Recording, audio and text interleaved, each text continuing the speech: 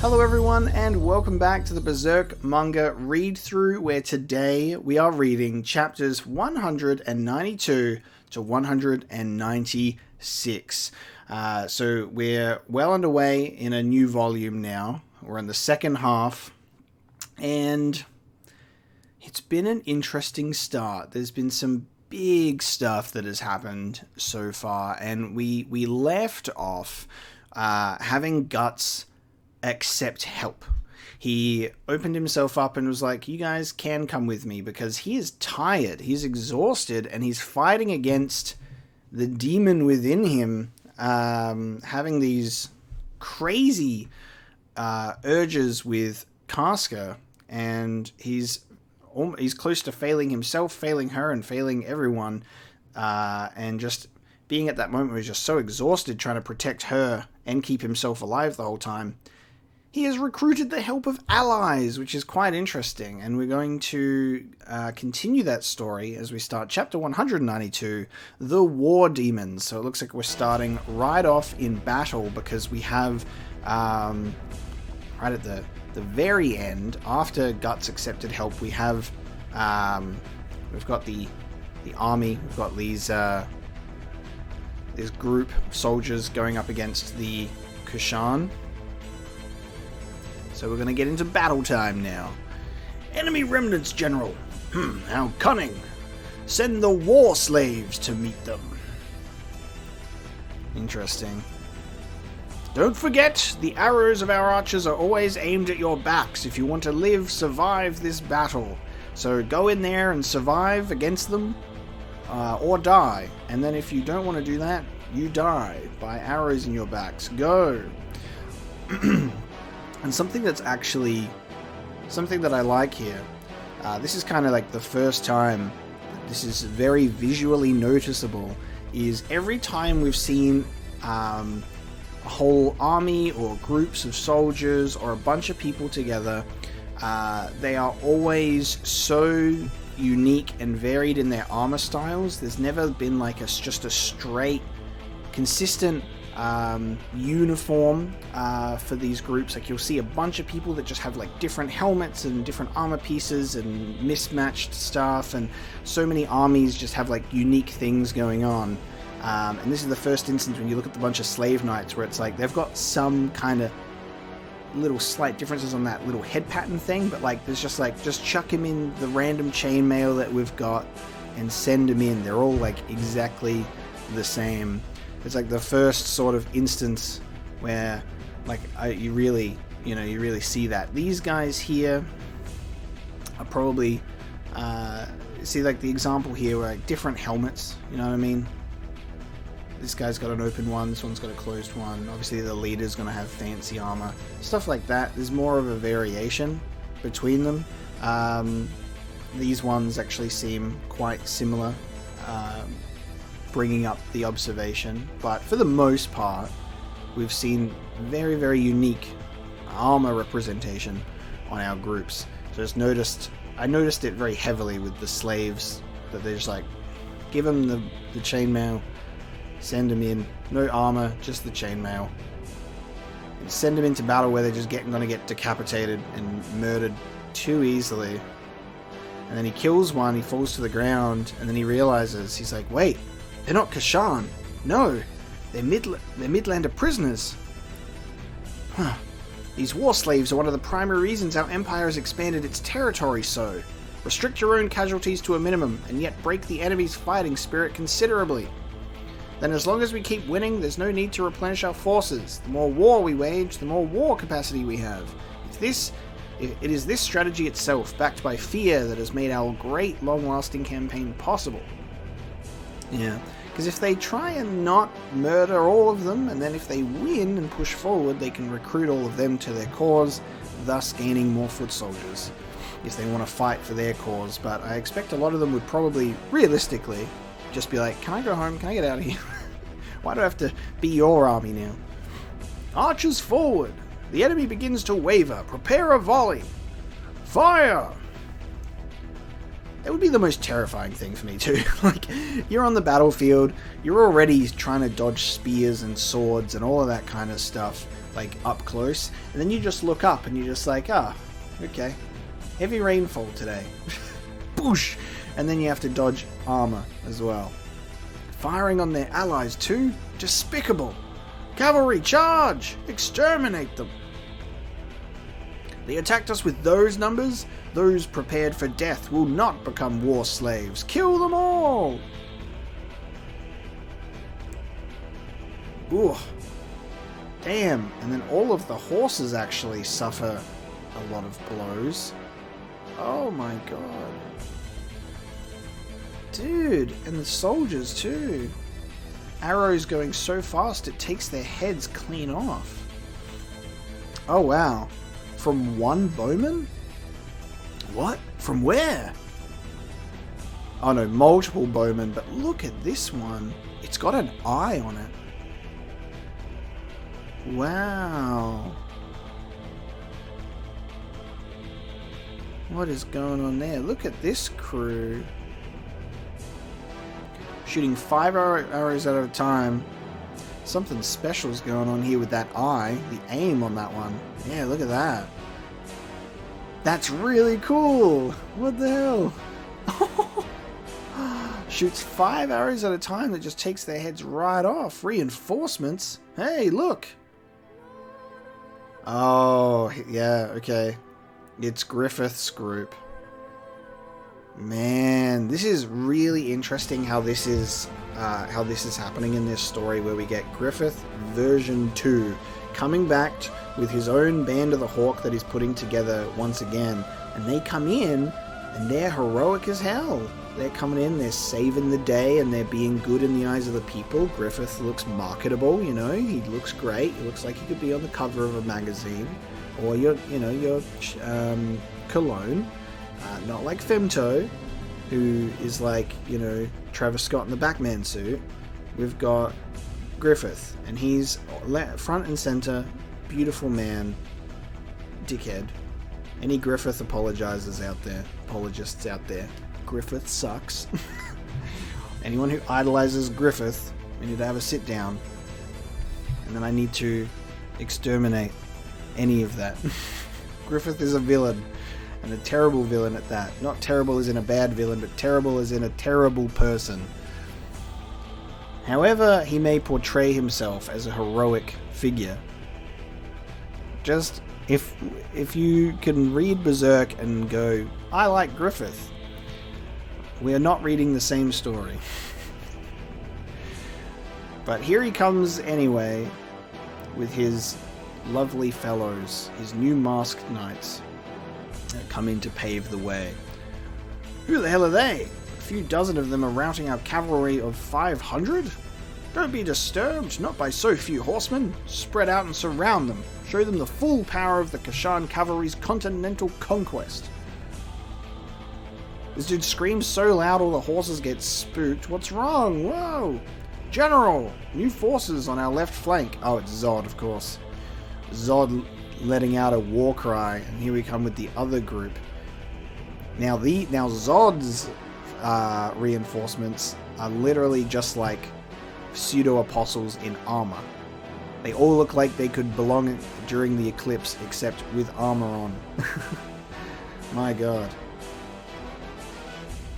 Zod coming in hot, just taking heads off of bodies, riding in. Victory assured already before the fight is over. Oh! No! That one of these dudes on the ground with the sword moustache coming in, cleaning up those horse ankles. Aish. Oh, this dude getting sliced clean in half too. Visceral. What are they? Monsters! You mustn't retreat. The enemy number's less than 100. You call yourselves Kashan Elite? Bam! God damn. The cannon shield. Look at that. Giant. Never should have come here. You don't stand a chance. Giants? General! Could these be The forces about which word was received, going around liberating various posts we've taken? That's no mistaking it. That emblem is... That's... The great and honourable hero Griffith! He can do no wrong. He's never done a bad thing in his life. Chapter 193. The battle rages. The battle continues as you're just casually holding 3 men up on your fist. Banner of the Flying Sword. In comes Griffith on his decked out horse flying into the battlefield. Follow the hawk! When the sun rises to the east, I will be there. What a magnificent arrowhead formation. They're carving right into that large army. Amazing. There is no mistaking it, Lord Mule. That emblem. It is the Midland Resistance Force. The Band of the Hawk. That knight in the silver armor is our kingdom's hero himself. The White Hawk. Count Griffith. The White Hawk. Griffith. Don't fall behind. This is our fiefdom. Watch out! Halt! Stray arrows? What was that in my mind? That was close. If we'd taken another step... Okay, we got another group. Could that have been... Do they shoot arrows to stop them from going in? And then she's observing... The life force blanketing a battlefield is in constant fluctuation, like blood that flows and stagnates. Our opening lies along a direct vector. Its vertex is the heart of the enemy's will. Lord Griffith. He flew? God damn, just jumping over them. All forces assume an enclosing formation. He's like, protect me! Oh wow, Griffith's going straight for the head. And it's off. God damn. Without even anyone having the chance to blink. They all turn around, they're like, huh? And it plunks to the ground and his hat comes off. General! The general's dead! What? I've killed the leader!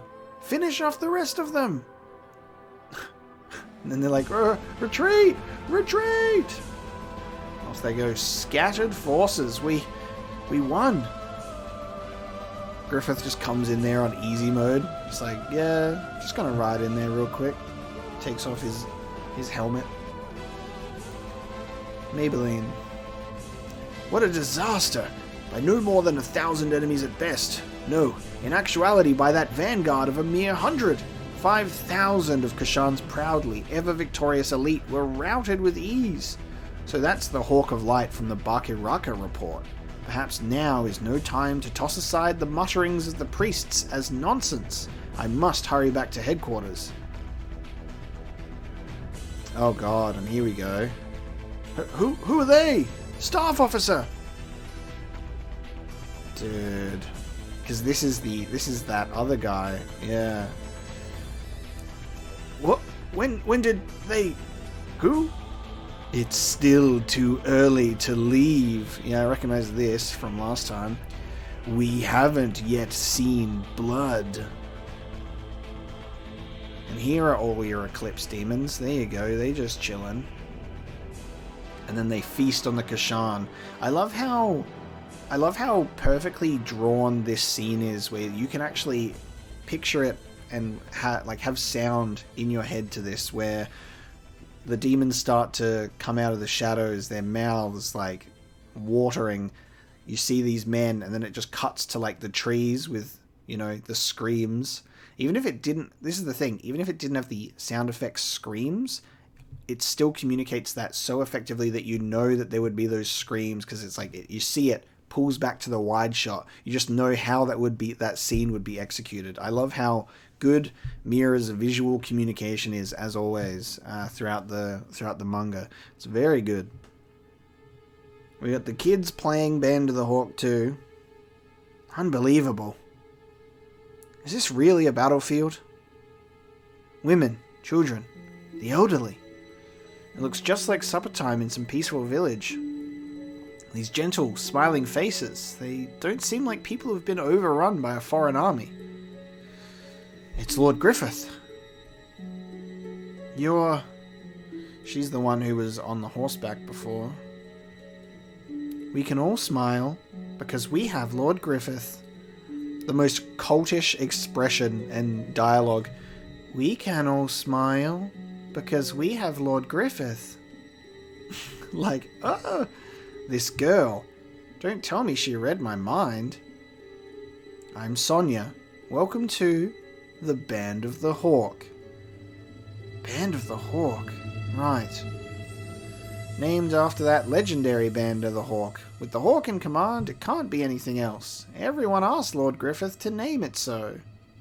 Now, come with me. You want to meet him, don't you? Meet Lord Griffith? Here they go through. And that was the end of chapter 193. It's going to go meet with Griffith.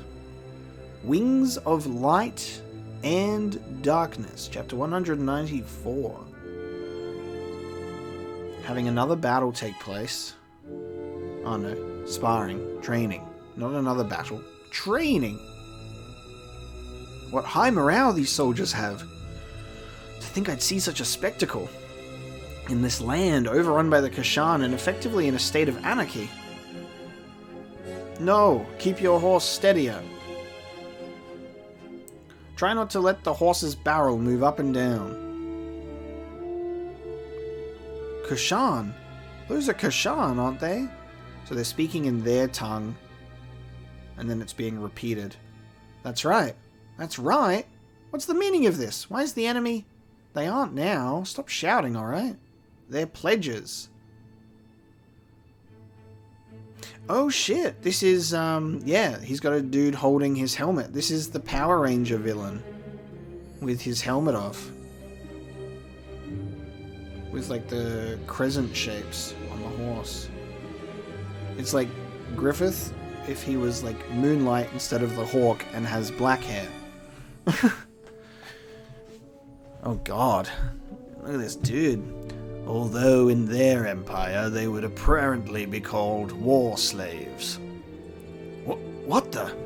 This bizarre, overpowering sense. It's like I'm being stared down by some huge beast. You probably are, because this is... I would expect that this is this guy's human form, and there would be an apostle transformation in there somewhere. It is the law of our army. Soldiers taken prisoner... Actually, who's talking? Is it this guy that's still talking? I think so. It is the law of our army. Soldiers taken prisoner who survive the full brunt of battle 3 times are made to choose conciliation or death. Depending on how pledges perform afterwards, they are promoted just like any other soldier and sometimes even put in charge of others. We are an army that has learned from the Kashan and refined itself. The Kashan command men only by fear, but we make use of both fear and incentive. That's absurd, letting previous enemies command our men so readily. The Kashan are not necessarily monolithic. They are an empire comprising one royal house over various lesser houses, and many grudges exist among them. But what about the feelings of the people of Midland, cities, houses, the bitterness of those with slain parents and brothers? Thus our reason for exposing them to the brunt of battle 3 times. Our bitterness does not soon vanish, but their offences are judged, and more than anything, putting them in harm's way on the front lines means we can surely reduce casualties among our brethren, thus less tears shed by our women and children. I see your logic, but I can't abide it, riding stirrup to stirrup with the enemies who stole my homeland, my family. You'll adjust. Though, 2 people hold a grudge, in the end, they are the same. Human. I expect if you make your place in this band, you will come to know that the former enemies are not so different from you. Who's that knight? Sir Locus. He's in charge of training new recruits. Locus? You don't mean the Moonlight Knight, Locus? I knew you'd be surprised. Every warrior is. The Moonlight Knight Lucas. He's the mightiest knight, boasting an undefeated record in countless duels and contests while continuing his peregrination, never settling on any one master. Except for now. All sons and warriors grow up hearing bedtime stories about tales of heroism from him. Why is a living legend like him here? There are other famous people here you'll likely know of. Others? I think there are things that will surprise you even further. As Sir Lucas says, even far more than the Kashan. This way's a shortcut. Yeah, let's just go through the woods. Huge shortcut. Oop, watch your step. It's dim in here. Are you alright? Mm-hmm. Who is this girl? Can she see through the darkness? Should I hold your hand? No. And it seems like she keeps reading my mind. Or is it my imagination? What? What's this bizarre presence enshrouding the forest? Beasts? A wolf pack? Danger! Hey, wait! And they are surrounded. Wow. Look at them all.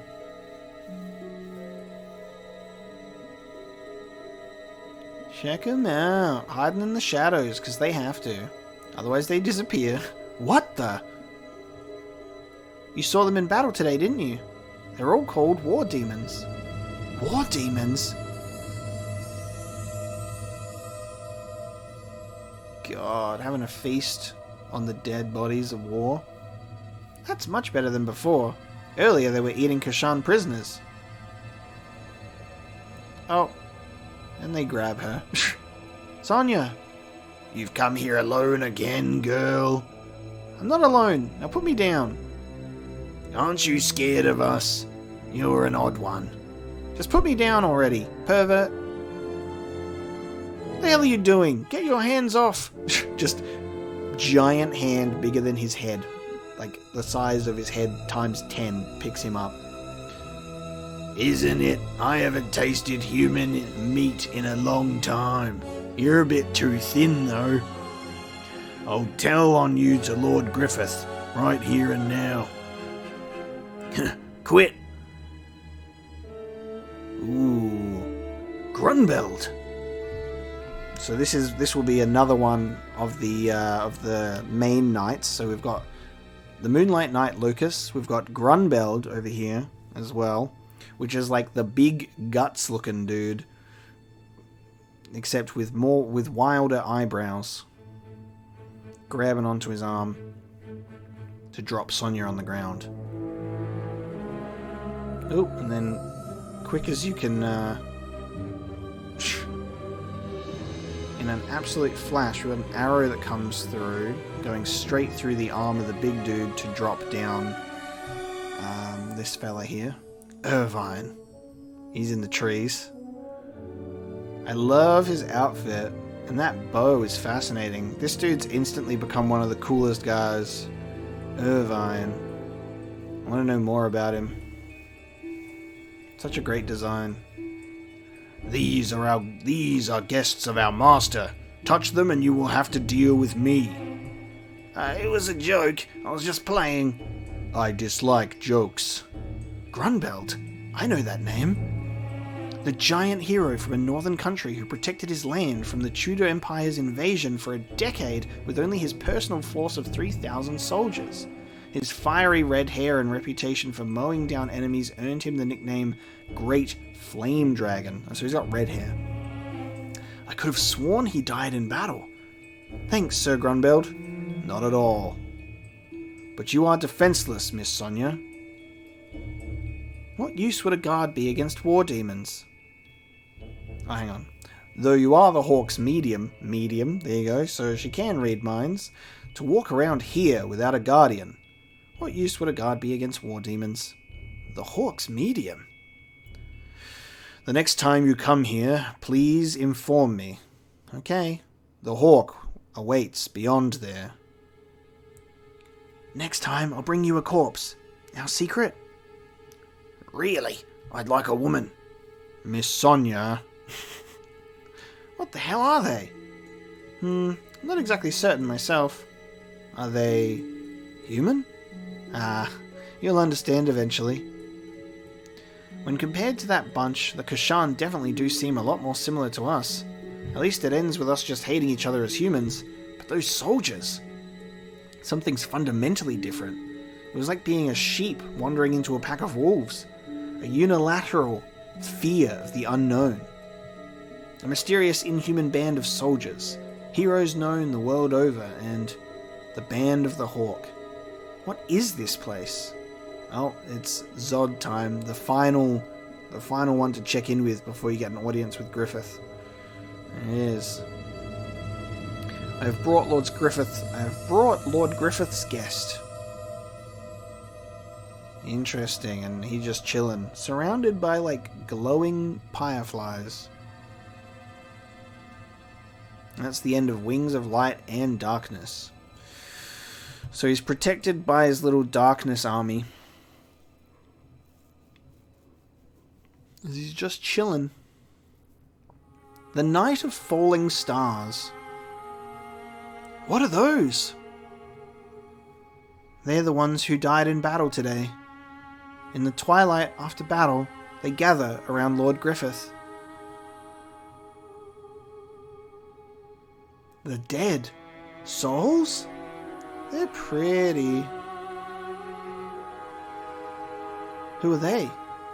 Kindred and lovers of the war dead. They've come to say their final farewells. Hey, where's Dad? Griffith grabs out a particular soul and sends it over to them. Being able to manifest their form for, I guess, a time. Dad! Dear! Be well. And then he fades back. I wonder if that's, I wonder if this is genuine or if this is Griffith being able to do some sort of magic manipulation thing where he's just doing this to gain people's favor. Like he's like, give me 50 cents and I'll let you talk to your undead husband. Pops him in there as like a little magic illusion. Pops him back. Or if it's genuine, both seem to be viable outcomes. Both seem to have the same means to an end, which is gain favor with the populace. And then up they go and they fade away.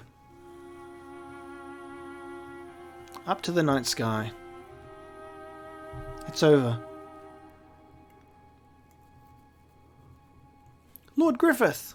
We have Sonia run up and give him a hug. You did well today, Sonia. 'Twas nothing. It's like you were here.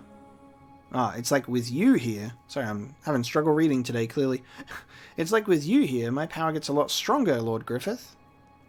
That cluster of lights. Where exactly did it go? To where they will become one. Become one? Where is that? Heaven or else? Someday you'll know. That time comes for everyone. This is our first time meeting, Lord Mule. I am Griffith, the leader of this Band of the Hawk. Griffith? Then this man truly is the White Hawk. Forgive my hesitation. I am Mule Wolfflame, the youngest son of the Lord of Lumius, Valagar Wolfflame. Words cannot express my gratitude towards your rescuing my retainers and subjects in the battle earlier. I must be the one to offer thanks. The provisions you delivered will allow us to fight for several months. A voice that sounds invigorating. As a war hero, I'd imagined him to be muscular, good-looking man, but doesn't seem like a man or even human. We are hardly worthy. But that aside, what is this? These feelings that rose up, just as I set eyes on him. This welling up of... And he's like questioning it as he starts tearing up. And he pulls at his sword. Please, I ask you to accept this sword. Please. What am I doing?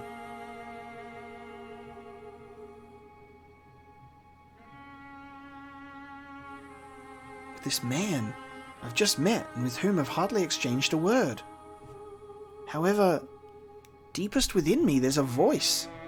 Lord Griffith.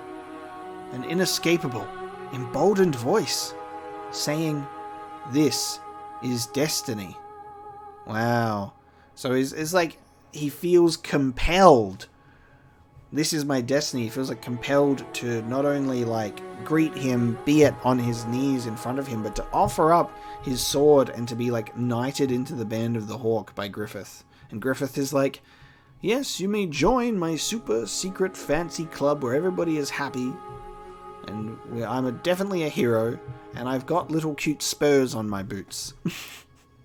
While the Kashan go for an assassination attempt.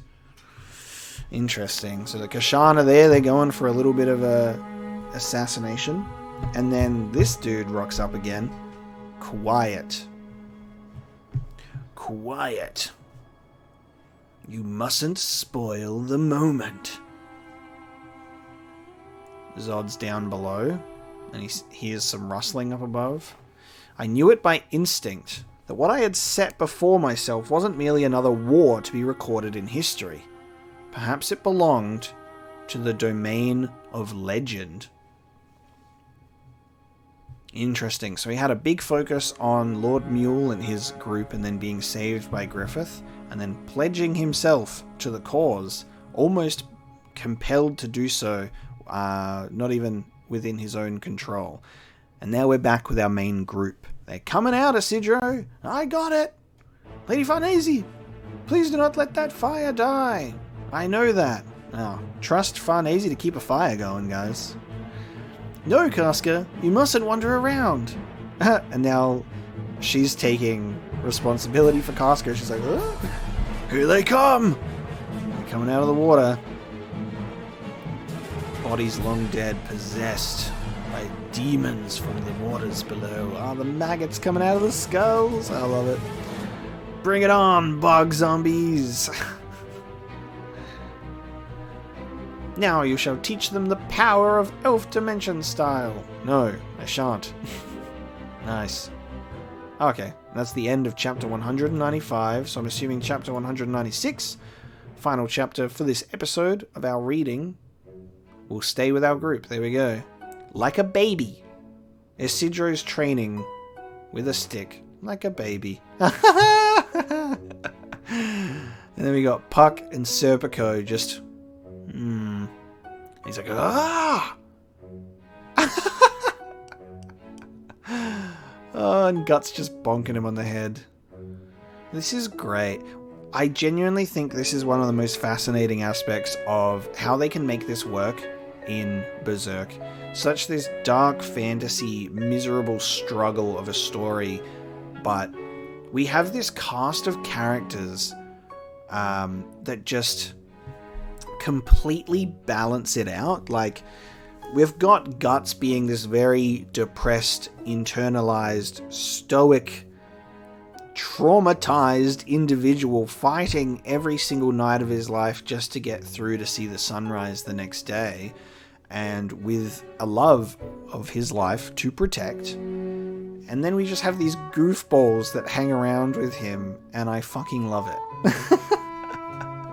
Like, it's such a serious story, and there's so many serious things going on, but I think what's really important with community and with a group that Miura doesn't forget is, like, people are still able to find humor in things, people are still able to make light of things, even in the darkest of times, and I think that's really good for Guts to have around him.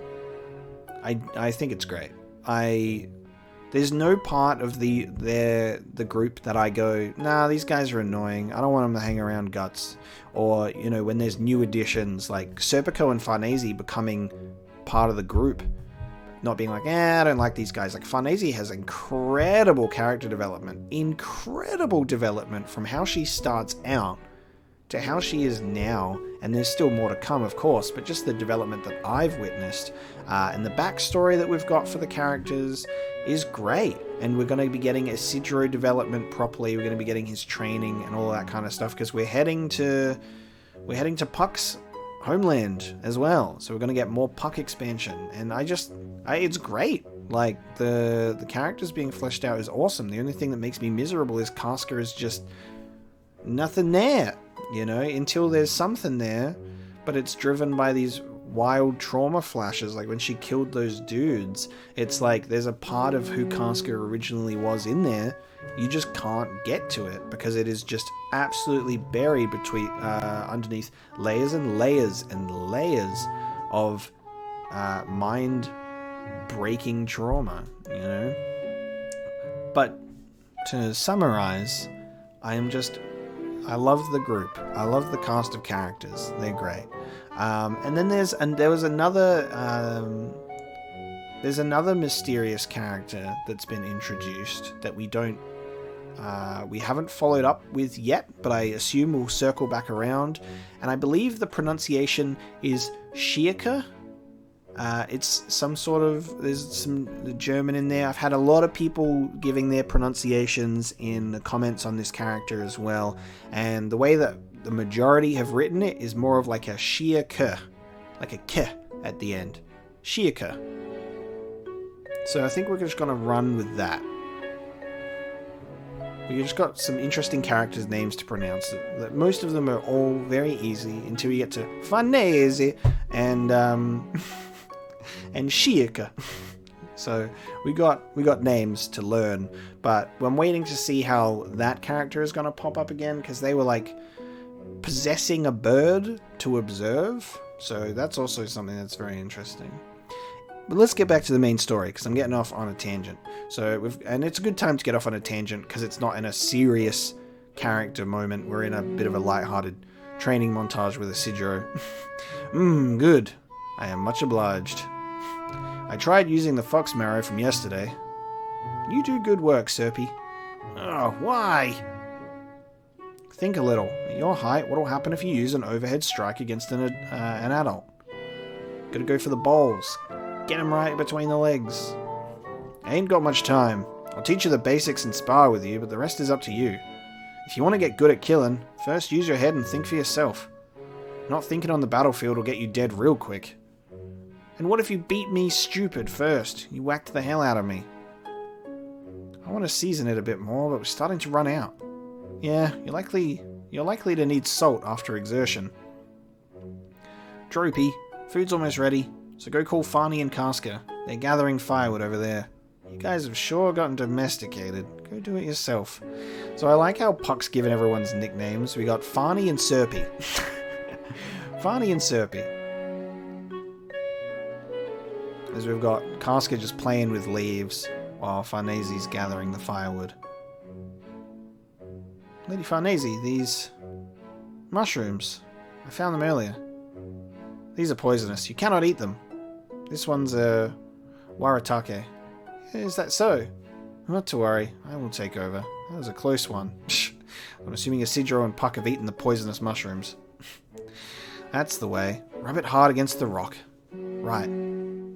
Ah, my best shirt. I will do the rest. Oh, and now we're back to fighting demons at night. Okay, so hang on.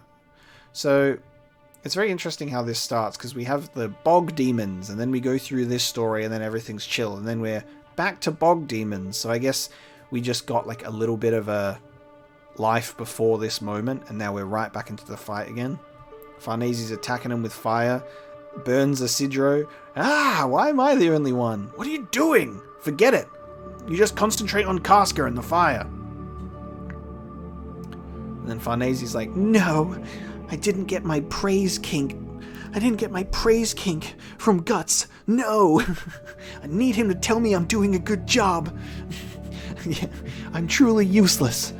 And it's laughable. Being exposed to terror every night made me realize how diminutive is my existence. I was prepared for that, but even as I become used to the grotesque, I see now that I can't actually do anything in my mundane daily life. I don't think I can suddenly make believe that I'm a maidservant, but all I can do is gather firewood and babysit. Back then I was confident that as long as I went with him, something inside me would change dramatically. I did some terribly cruel things to you. I apologize. So as long as... Oh, and now we're back to... Okay, so we're flashing in between we're flashing in between the fight against the demons and then them just chilling and hanging out, like gathering firewood and Casca's throwing the leaves up. And then apologizes to Casca. Huh? Wanting to decorate yourself majestically and oppress another is understandable under such conditions. That looks like fun. May I?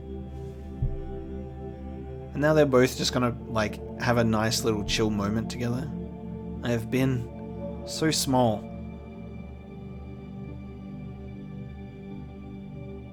Casca, please wait here a minute. No. As soon as you take your eyes off Casca, she's gone. Don't do it. This way, I can help with food. Huh? That's odd. Come here. It went out the other side. Oh well. I'd better head back. The sun is setting. Okay.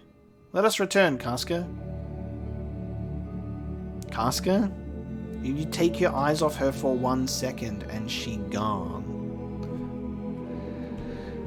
How are these people not learn by now, dude? Casca? Casca! Oh no, if the sun sets before she's my responsibility. Answer me, Casca! Now I don't know the way back. Oh my god. And now it starts. The darkness that bears down. It's like I've fallen into a deep, deep abyss. Casca, somebody. Serpico. I can no longer move. Just cower. Cower and be small.